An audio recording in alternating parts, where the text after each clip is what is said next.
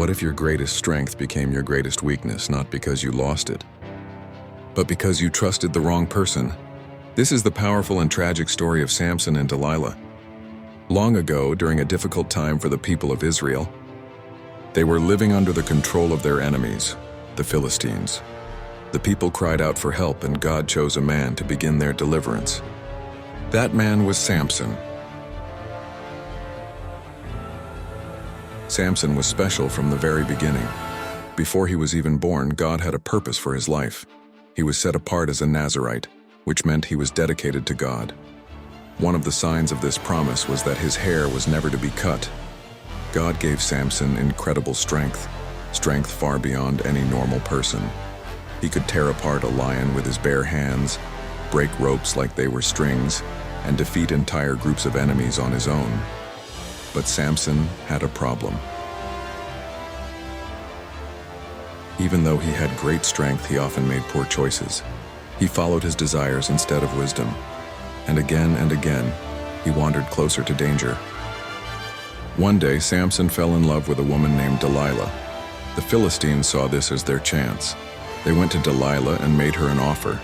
If she could discover the secret of Samson's strength, they would reward her with a large amount of money. Delilah agreed. She began asking Samson questions, pretending she was curious and loving.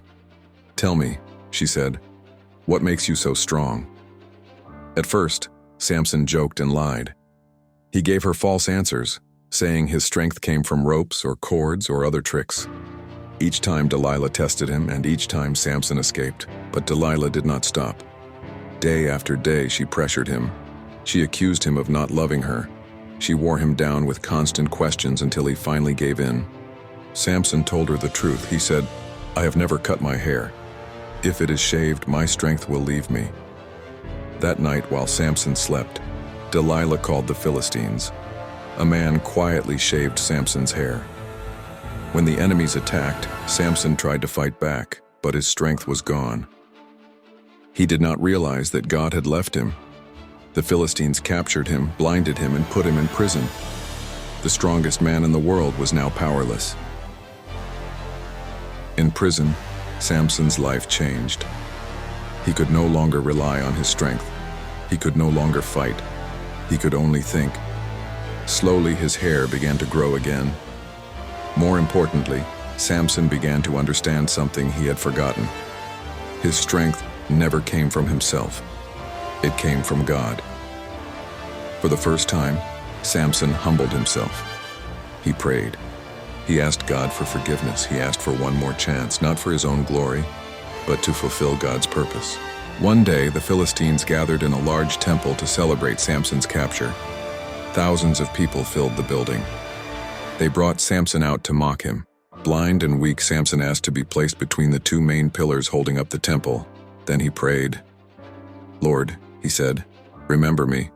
Please give me strength one last time." God answered. Samson pushed against the pillars with all his might.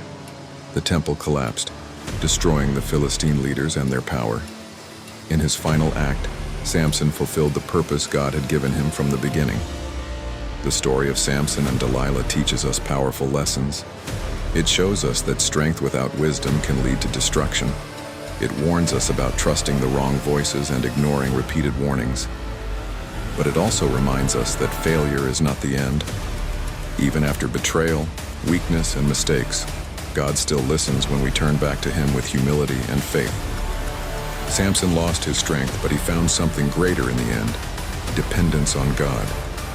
And that is a strength no one can take away. Strength without wisdom is dangerous. Even the strong can fall. God still hears broken prayers, a prayer God never ignores.